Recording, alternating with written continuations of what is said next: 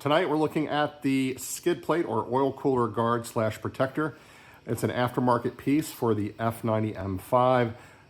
This part will fit any F90 M5, whether it be LCI or pre-LCI. And this is a competition model, but again, that doesn't really matter. So it will go on any of these vehicles. I had an oil cooler guard on my prior F10 M5. That was a different brand. And this one is much better. So we're gonna get into that. This is from MAD US, AKA Mastery of Art and Design. They sell a lot of aftermarket parts for BMWs, a lot of plug and play things, bolt-ons, etc. And I did not receive anything from them in terms of like a gift to review this part. This is something I purchased with my own money. So everything I'm going to say is my own opinion. The skid plate itself, and I think it's funny that they call it a skid plate because God forbid you ever actually run into something with the front of the vehicle, but it's obviously possible. The problem on these vehicles, and everyone knows it, and this includes the G80 M3s, the G82 M4s, the prior, as I mentioned, F10 M5s. They all have this downward facing oil cooler and it's exposed. So if you get a bouncing rock or debris from a vehicle in front of you, maybe you run over a limb or just any obstruction in the road, it would be very easy to puncture this. It has happened to various people, not to me. And I did a video on this oil cooler on my F10 that's on this channel if you're interested, where I replaced the oil cooler lines. They're quite expensive and I had them fabricated by a local hydraulic shop and saved a great deal of money, and it worked actually better and are more durable than the ones from the factory. So if you're interested, check that out. But back to the point, this is far and away the best solution in the marketplace currently for this problem on these vehicles. And what I'm talking about, that we have others in the market, such as IND, Turner Motorsports, and there's some others. I don't actually know who makes some of those, so it could be that someone's selling it, but they're not actually making it. But nevertheless, a lot of the other options, the spaces, like this grill is perfect, the spacing, so a rock is not going to get behind this or through this. And it is thick, it's aluminum, it's strong.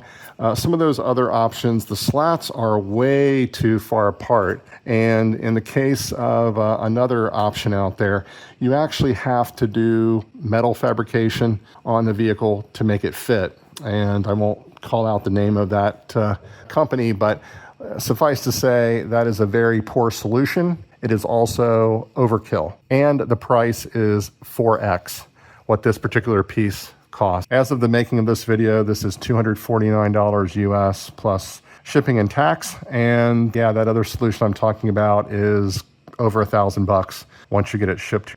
Nevertheless, I'm really happy with this. The vehicle has been driven. It hasn't caused any problems. I will say that this fits very tightly. What I mean is the plastic shroud or cover from the factory, it's flexible. You can move it around. You can kind of not get things aligned perfectly and it'll still go together. This has to be perfectly centered and in place. When they mic'd this, they did it very tightly, so there's no flexibility in this, and all the holes have to line up perfectly. In regard to the hardware itself, the perimeter bolts are very much like BMW fasteners. They're painted, they're black, they're 8mm, they're self-tapping, and then they've included some here in the back that are actually longer because there is a standoff right there. Yeah, they included 2, and I think I actually needed 4. I needed one here, and it looks like I needed one there for some reason. I'm not sure why.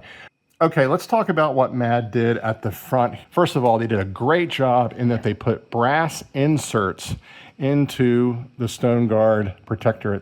These are not what was included with the kit or with the product. This is hardware that I purchased myself. It is stainless steel, it's painted black, and I am using washers because I don't want these fasteners to dig into the front fascia.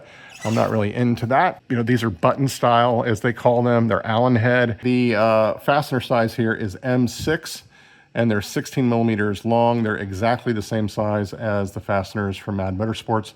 As you can see, these look really nice. The next item that the aftermarket needs to focus on for this vehicle is the coolant overflow tank, the primary one that sits atop the motor on the passenger side.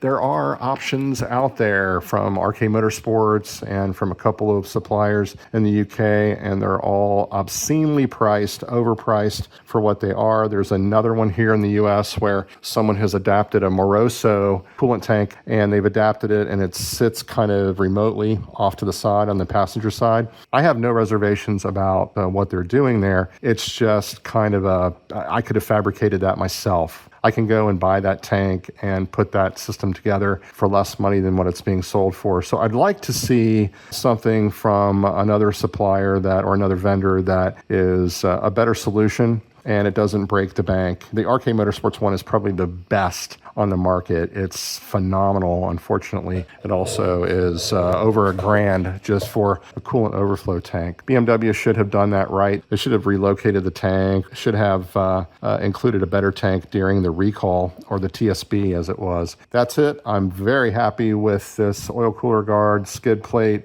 This is an awesome product. It was the best engineered. It's the most simple bolt-on solution. It will take maybe 15 minutes to put it on max. I hope this has been helpful.